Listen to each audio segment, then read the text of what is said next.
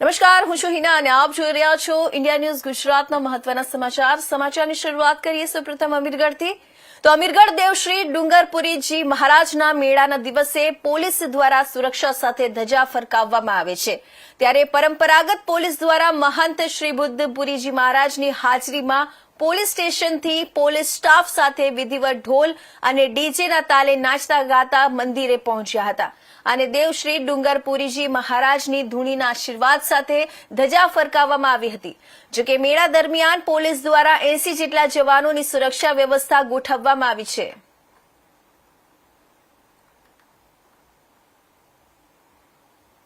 નગરમાં ડુંગરપુરી મહારાજની ખૂબ જ પ્રાચીન પૌરાણિક અને જીવન સમાધિ લીધેલ તે જગ્યા આવેલ છે। આ જગ્યાની અમારા અમીરગઢ પોલીસ સ્ટેશન વતી દર વર્ષે શુક્લ પક્ષ 8મના દિવસે ત્યાં જે ભવ્ય મેળો ભરાય છે, ત્યારે પરંપરા રહેલી છે કે આ મેળામાં અને ડુંગરપુરી મહારાજની જગ્યા પર જે નેજો કે જેને ધ્વજાજી કહે છે, તે અમીરગઢ પોલીસ તરફથી વર્ષોથી પરંપરાગત રીતે ચડે છે।